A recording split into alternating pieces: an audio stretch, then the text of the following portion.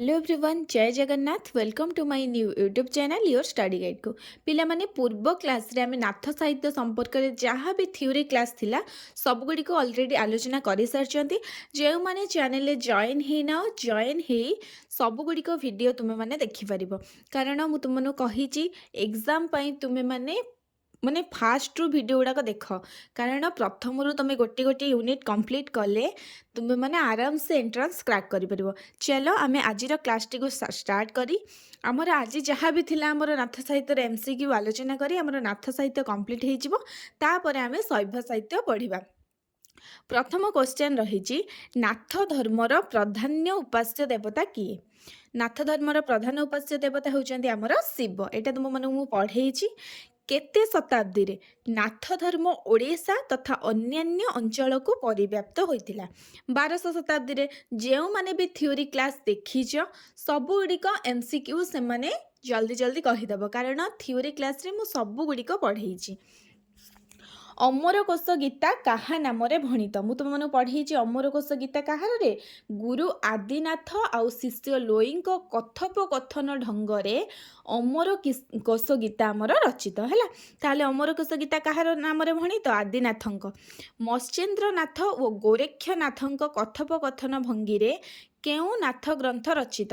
सप्तांग जोग धारण मु तुमको कही एटा बहुत बहुत इम्पोर्टाट माने छंदी हो से तुम्हें माने कहार कोटा भल भाव मन रख। ताहले मत्स्येन्द्रनाथ और गोरक्षनाथ कथोपकथन भंगी रे सप्तांग जोग धारण है। प्रथम नाथ सिद्ध भाव में क्या ग्रहण करा जाए गोरक्षनाथ को। कारण गोरक्षनाथ अलौकिक विभूतिर अधिकारी होइथिबारु तांकु आमे प्रथम नाथ सिद्ध भाव में ग्रहण करिथाउ। सिद्ध सिद्धांत पद्धति ग्रंथ किए रचना करथिले आमे जानिचंदी शिशु वेद। सिद्ध सिद्धांत पद्धति आमर गोरक्षनाथ रचना करिसंती। नाथ धर्म केउ साधना उपरे प्रतिष्ठित। हटह जोग काया साधना इम्पोर्टाट क्वेश्चन टीए मन रख। नाथ धर्म केउ साधना उपरे प्रतिष्ठित। हट जोग काया साधना उपरे प्रतिष्ठित।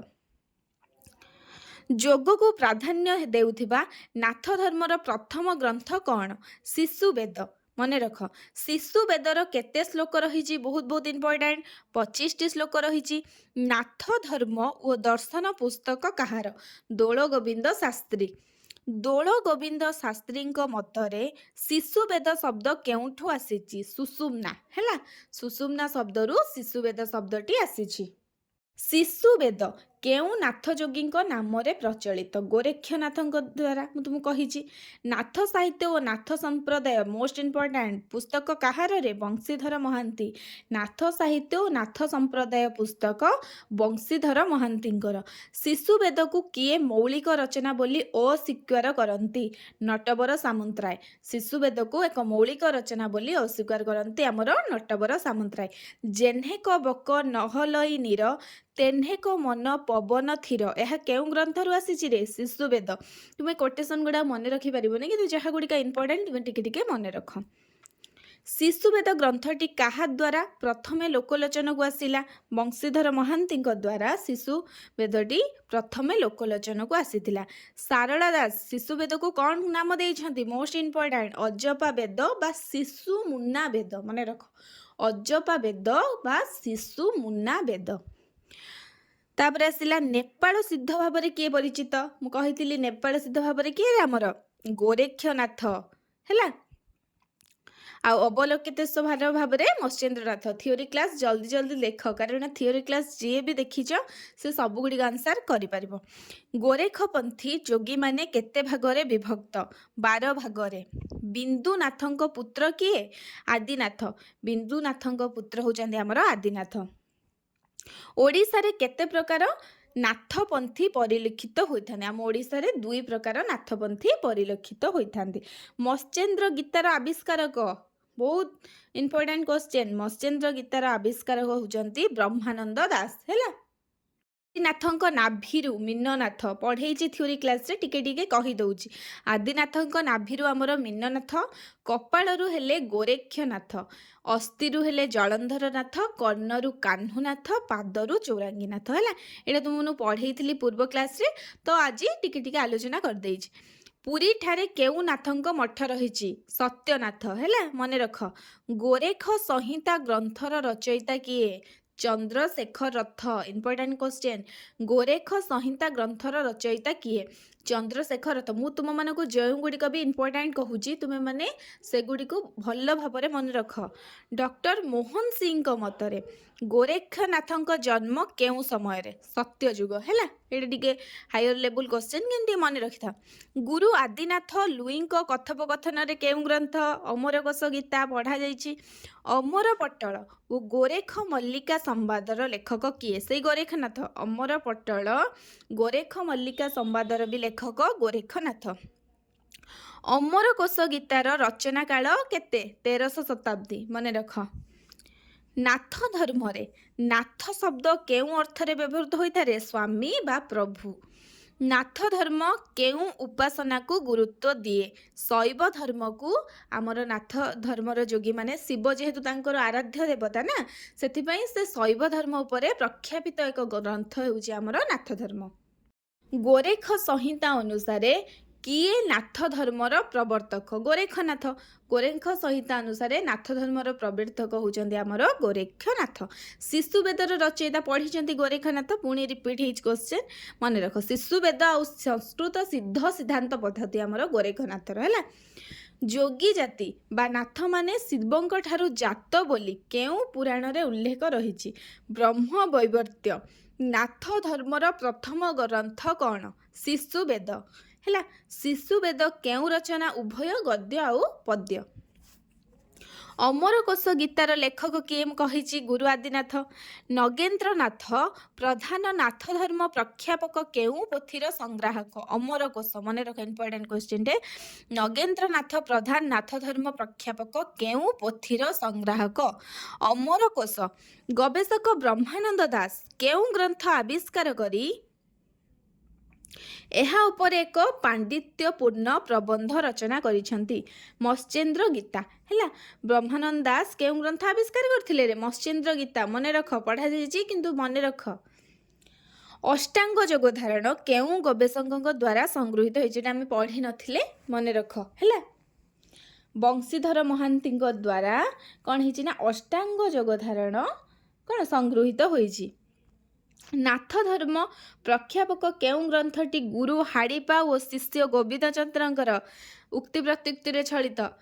ଗୋରେଖ ଗୀତା। ମନେ ରଖ ସବୁ ଏଇଗୁଡ଼ା କଥୋପକଥନ ଆଉ ଆଦିନାଥଙ୍କ ନାଭିରୁ କର୍ଣ୍ଣରୁ ଏଇସବୁ ଇମ୍ପୋର୍ଟାଣ୍ଟ। ତୁମେମାନେ ଏଗୁଡ଼ିକୁ ମାଇଣ୍ଡରେ ପୁରା ମାନେ ମନେ ରଖିବାକୁ ପଡ଼ିବ, କାରଣ ତୁମେମାନେ ନ ମନେ ରଖିଲେ ସେତେବେଳେ ଛନ୍ଦି ହେଇଯିବ ପୁରା। ଯଦି ଏବେଠୁ ତୁମେ ଫାଷ୍ଟରୁ ପଢ଼ି ପଢ଼ି ମନେ ରଖିଦେଇଥିବ ନା, ସେତେବେଳକୁ ତୁମକୁ ଆରାମସେ ମାନେ ଆଉ ଡାଉଟ୍ ହେବନି। କାରଣ ତୁମେ ଯଦି ସେଇ ଟାଇମ୍ରେ ପଢ଼ିକି ଯିବ ନା, ତୁମେ ଭାବିବ ଆଦିନାଥଙ୍କ ନାଭିରୁ କେଉଁଟା କର୍ଣ୍ଣରୁ କେଉଁଟା, ତୁମେ କନଫ୍ୟୁଜ୍ ହେଇଯିବ। ତେଣୁକରି ମୁଁ ତୁମମାନଙ୍କୁ କହୁଛି ଏବେଠୁ ଯେଉଁଗୁଡ଼ାକ ମାନେ ଟିକେ ଛନ୍ଦି ହେଇଯିବା ଭଳି କ୍ୱେଶ୍ଚେନ୍ ତୁମେମାନେ ଏବେଠୁ ତାକୁ ପ୍ରାକ୍ଟିସ୍ କର। ଯଦି ନ ହେଉଛି ନୋଟ୍ରେ ଲେଖ। ବାରମ୍ବାର ଲେଖିଲେ କେବଳ ପଢ଼ି ଦେଇକି ଯିବନି, ଲେଖିବା ମଧ୍ୟ ଅଭ୍ୟାସ କର। ହେଲା, ସେଇଥିପାଇଁ ମୁଁ ତୁମକୁ ଥିଓରି ଦେଉଛି, ପଢ଼ିବ, ଶୁଣିବ, ଲେଖିବ। ଆଉ ତୁମେ ଯଦି ମାନେ ଭିଡ଼ିଓଟାକୁ ଅନ୍ କରିକି କେବଳ ମାନେ ଫଟୋ ଲେଖିବ, ତୁମେ କିଛି ବୁଝି ହିଁ ପାରିବନି। ହେଲା, ତେଣୁକରି ତୁମେ କ୍ଲାସ୍ଟିକୁ ପୁରା ମାନେ ଫାଷ୍ଟରୁ ଲାଷ୍ଟ ଯାଏଁ ଦେଖ। ତାପରେ ଆସିଲା ଗବେଷକ ବ୍ରହ୍ମାନନ୍ଦ ଦାସଙ୍କ ମତରେ କେଉଁ ଗ୍ରନ୍ଥଟି ବୌଦ୍ଧଗାନ ଦୋହା ପରେ ଓଡ଼ିଆ ରଚନା? ବ୍ରହ୍ମାନନ୍ଦ ଦାସଙ୍କ ଆମର ମତ୍ସ୍ୟେନ୍ଦ୍ର ଗୀତା। ହେଲା, ମତ୍ସ୍ୟେନ୍ଦ୍ର ମାନେ ଯେଉଁ ମତ୍ସ୍ୟେନ୍ଦ୍ର ଗୀତା, ହେଲା, ଯାହାର ଆବିଷ୍କାର କିଏ? ବ୍ରହ୍ମାନନ୍ଦ ଦାସ। ହେଲା, ସେ କହିଥିଲେ ଯେ ବୌଦ୍ଧଗାନ ଦୋହା ପରେ ଓଡ଼ିଆ ରଚନା ଭାବରେ ଆମେ ମତ୍ସ୍ୟେନ୍ଦ୍ର ଗୀତାକୁ ଗ୍ରହଣ କରିଥାଉ। ହେଲା, ଗୋବିନ୍ଦ ଚନ୍ଦ୍ରର ରଚୟିତା କିଏ? ଯଶୋବନ୍ତ ଦାସଙ୍କ ଗୋବିନ୍ଦ ଚନ୍ଦ୍ର। ମନେ ରଖ, ଆମେ ଯେତେବେଳେ ପଞ୍ଚସଖା ପଢ଼ିବା ତାଙ୍କ ରଚନା ବିଷୟରେ ଜାଣିବା। ନାଥ ଧର୍ମ ଦର୍ଶନ ଦୃଷ୍ଟିରୁ ରଚିତ କେଉଁ ଗ୍ରନ୍ଥଟିର ପଦ ଖୁବ୍ ମଧୁର? ଟୀକା ଗୋବିନ୍ଦ ଚନ୍ଦ୍ର, ଯାହାର ରଚୟିତା ହେଉଛନ୍ତି ଆମର ଯୋଗୀନ୍ଦ୍ର ବିପ୍ର, ଆମେ ଜାଣିଥାଉ। ହେଲା, ମନେ ରଖ। ନାଥ ଧର୍ମ ଦର୍ଶନ ସମ୍ବଳିତ କେଉଁ ଗ୍ରନ୍ଥରେ ଜଗନ୍ନାଥଙ୍କୁ ଜୀବନାଥ ରୂପ ପରିକଳ୍ପିତ? ଆମେ ପଢ଼ିଛନ୍ତି ମତ୍ସ୍ୟେନ୍ଦ୍ର ଗୀତା ଥିଓରି କ୍ଲାସ୍, ତୁମମାନଙ୍କୁ କହିଛି। ଗୋରେଖନାଥ କହିଲେ ମଲ୍ଲିକା ଶୁଣିଲେ ଗୁରୁ ଶିଷ୍ୟ ପରମ ଆତ୍ମାରେ ବିହରିଲେ, ଏହା କେଉଁ ଗ୍ରନ୍ଥରୁ ଗୃହୀତ? ମନେ ରଖ, ସପ୍ତାଙ୍ଗ ଯୋଗ ଧାରଣରୁ। ହେଲା, ଭଜୁ କିନା ରାମ ନାମରେ କୁମର, ଭଜୁ କିନା ରାମ ନାମ, ଭଜି ନ ପାରିଲେ କୁଳ ଚନ୍ଦ୍ରମାରେ, ବାନ୍ଧି ନେବ କାଳ ଜମ। ଏଇଟା କେଉଁଠାରେ? ଏଇଟା ମାନେ ଜାଣିଛ, ଟୀକା ଗୋବିନ୍ଦ ଗୋବିନ୍ଦ ଚନ୍ଦ୍ରରେ କେଉଁ ରସର ପ୍ରାବଲ୍ୟ ଥାଏ? କରୁଣ ରସ। ମନେ ରଖ। ଗୋରେକ୍ଷ ଗୀତା ଚନ୍ଦ୍ରଶେଖର ରଥ। ମତ୍ସ୍ୟେନ୍ଦ୍ର ଗୀତା ମତ୍ସ୍ୟେନ୍ଦ୍ରନାଥଙ୍କ ଦ୍ୱାରା। ଅଷ୍ଟାଙ୍ଗ ଯୋଗ ଧାରଣ ଗୋରେକ୍ଷନାଥ। ଗୋବିନ୍ଦ ଚନ୍ଦ୍ର ଯଶୋବନ୍ତ ଦାସଙ୍କର। ହେଲା, ମନେ ରଖ ଟିକେ ଟିକେ। ନବନାଥଙ୍କ ନାମ ଉଲ୍ଲେଖ କର। ଆଦିନାଥ, ମତ୍ସ୍ୟେନ୍ଦ୍ରନାଥ, ଗୋରେକ୍ଷନାଥ, ଜାଳନ୍ଧରନାଥ। ସାବରୀନାଥଙ୍କର ଅନ୍ୟ ନାମ ହେଉଛି ସତ୍ୟନାଥ, ଚୌରାଙ୍ଗୀନାଥ, କକ୍ଷତୀନାଥ, ଚଟ୍ପଟନାଥ, ଗାହିଣୀନାଥ ଓ ଗୋପୀଚନ୍ଦ୍ରନାଥ, ଯାହାଙ୍କ ନାଁ ହେଉଛନ୍ତି ଗୋବିନ୍ଦ ଚନ୍ଦ୍ର। ମନେ ରଖ ହେଲା। ଏତେ ବି ଜାଣିବା ଦରକାର ନାହିଁ, କିନ୍ତୁ ମନେ ରଖିଥାଅ ନବନାଥଙ୍କ ନାମ। ଟୀକା ଗୋବିନ୍ଦ ଚନ୍ଦ୍ରଙ୍କର ମାତାଙ୍କ ନାମ ଥିଲା ମୁକୁତା ଦେଇ। ହେଲା, ତାଙ୍କ ମାତାଙ୍କ ନାମ କ'ଣ ଥିଲା ରେ? ମୁକୁତା ଦେଇ। ଟୀକା ଗୋବିନ୍ଦ ଚନ୍ଦ୍ରରେ କାହାର ରାଜପୁତ୍ର ସନ୍ନ୍ୟାସ ହୋଇଥିଲେ? ହେଲା, ମୁକୁତା ଦେଇ। ମୁକୁତା ଦେଇଙ୍କ ଗୋବିନ୍ଦ ଚନ୍ଦ୍ର ଯୋଉ ତାଙ୍କ ପୁତ୍ର ଥିଲେ, ସେ କ'ଣ ହେଇଥିଲେ ନା ରାଜପୁତ୍ର କ'ଣ ହେଇଥିଲେ? ସନ୍ନ୍ୟାସ ହୋଇଥିଲେ। ଗୋବିନ୍ଦ ଚନ୍ଦ୍ର କାହାଠାରୁ ସନ୍ନ୍ୟାସ ଗ୍ରହଣ କରିଥିଲେ? ଗୁରୁ ହାଡ଼ିପାଙ୍କ ଠାରୁ। ବୃନ୍ଦାବନ ଆଚାର୍ଯ୍ୟଙ୍କ ମତରେ ମତ୍ସ୍ୟେନ୍ଦ୍ର ଗୀତା କେଉଁ ଶତାବ୍ଦୀର? 1300 ଶତାବ୍ଦୀ ପଢ଼େଇଛି। ନାଥଜାତି ବ୍ରାହ୍ମଣ କନ୍ୟାର ଗର୍ଭରୁ ଓ ଅବଧୂତଙ୍କ ଔରସରୁ ଜାତ ବୋଲି କେଉଁଥିରେ ଉଲ୍ଲେଖ ଅଛି? ପରାଶର ପଦ୍ଧତି। ହେଲା, ଶିଶୁବେଦ ରଚନା ପଦ୍ଧତି କ'ଣ? ପ୍ରଥମେ ଗୋଟିଏ ଶ୍ଲୋକ ଓ ତାପରେ ଗଦ୍ୟ। ଛାଡ଼, ଏଟା ବେଶୀ କିଛି ଆଲୋଚନା ହବନି। ଅମରକୋଷ ଗୀତା କେଉଁ ରୀତିରେ ରଚିତ? ପ୍ରାଚୀନ ଗଦ୍ୟ ଶୈଳୀ। ମନେ ରଖ। ଗୋରେକ୍ଷନାଥଙ୍କ ଉଲ୍ଲେଖ ପଞ୍ଚସଖାଙ୍କ କେଉଁ ଦୁଇଟି ଗ୍ରନ୍ଥରେ ରହିଛି? ଅଚ୍ୟୁତାନନ୍ଦଙ୍କ ଶୂନ୍ୟ ସଂହିତାରେ ଆଉ ଶିଶୁଆନନ୍ଦଙ୍କର ହେତୁଦ୍ୱୟ ଭାଗବତରେ ଆମେ ଗୋରେକ୍ଷନାଥଙ୍କ ଉଲ୍ଲେଖ ଆମେ ଦେଖିବାକୁ ପାଇଥାଉ। ଟୀକା ଗୋବିନ୍ଦ ଚନ୍ଦ୍ରର ଲେଖକ କିଏ? ଦୈବଜ୍ଞ ବିପ୍ର ଯୋଗୀନ୍ଦ୍ର। ହେଲା, ମୁଁ ଯେଉଁ କହିଥିଲି ଯୋଗୀନ୍ଦ୍ର ବିପ୍ର, ସେଟା ବି ଠିକ୍। ତାର ପୁରା ନାଁଟା ହେଉଛି ଦୈବଜ୍ଞ ବିପ୍ର ଯୋଗୀନ୍ଦ୍ର। ମନେ ରଖ। ନାଥ ଧର୍ମ ଓ ନାଥ ସାହିତ୍ୟ। ହେଲା, କିଏ ଲେଖିଛନ୍ତି? ଶ୍ରୀବତ୍ସ ପ୍ରସାଦ ପଣ୍ଡା। ଶ୍ରୀବତ୍ସ ପ୍ରସାଦ ନାଥ। ନାଥ ଧର୍ମର କ୍ରମ ବିକାଶ ଲେଖିଛନ୍ତି ଆମର ଦୋଳଗୋବିନ୍ଦ ଶାସ୍ତ୍ରୀ। ଏମିତି ଆମେ 60ଟା MCQ କେତେବେଳେ କମ୍ପ୍ଲିଟ୍ କରିଦେଲେ ଜାଣିପାରିଲେ ନାହିଁ।